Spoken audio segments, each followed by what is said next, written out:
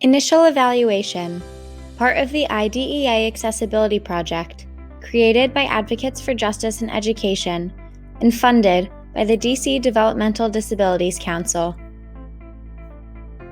In our last video, we talked about the process of requesting an evaluation to see if your child is eligible for special education services.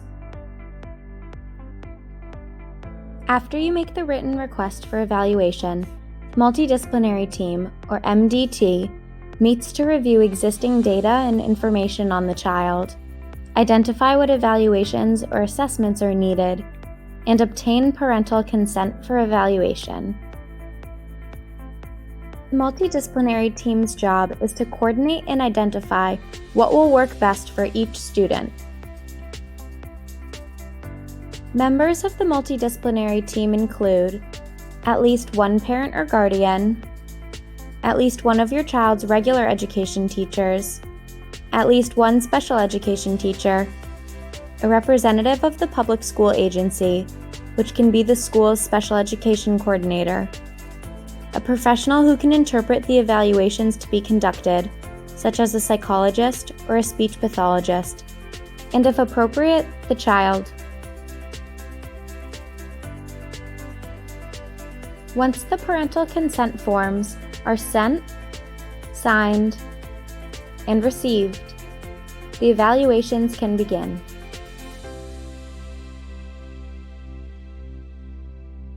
The public school agency must not use just a single procedure or measure as the sole basis for determining whether a child is a child with a disability and determining that child's educational needs.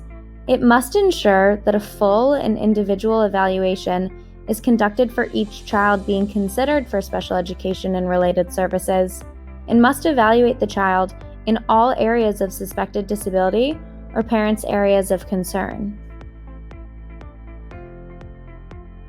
There are several types of evaluations that may need to be completed, including psychoeducational, which test cognitive and academic performance,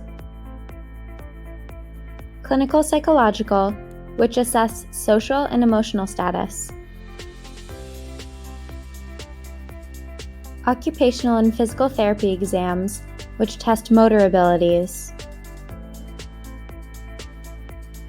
medical exams, which look at physical, vision, hearing, psychiatric, and neurological capabilities,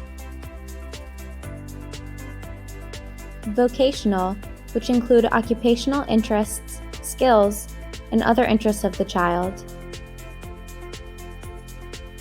speech and language, which overview communication as a whole, and more.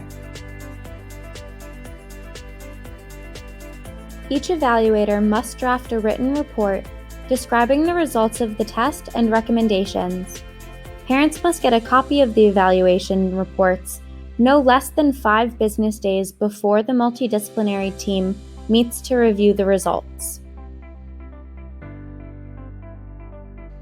Once the child is deemed eligible for special education and related services, the team, including the parents, have 30 days to write, agree upon, and implement the child's IEP.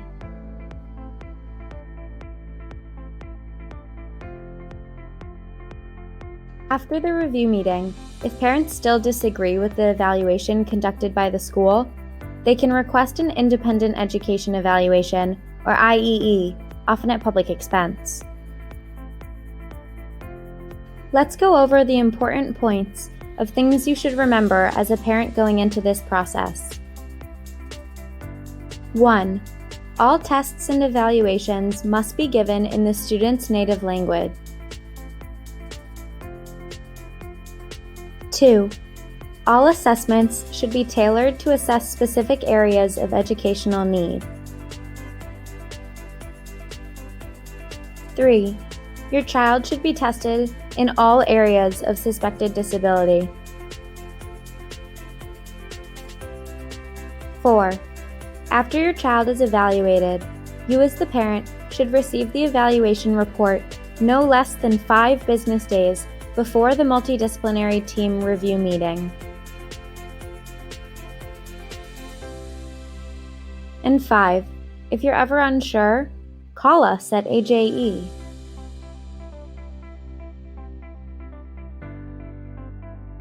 You can find our information here.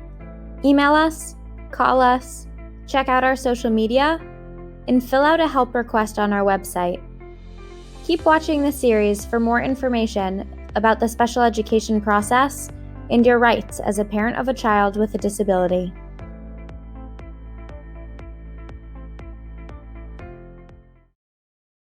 The DC Developmental Disabilities Council is supported by the Administration for Community Living, ACL, U.S. Department of Health and Human Services, HHS, as part of a financial assistance award totaling $527,570, with 100% funding by ACL HHS. Council efforts are those of the grantee and do not necessarily represent the official views of, nor an endorsement by ACL, HHS, or the U.S. government.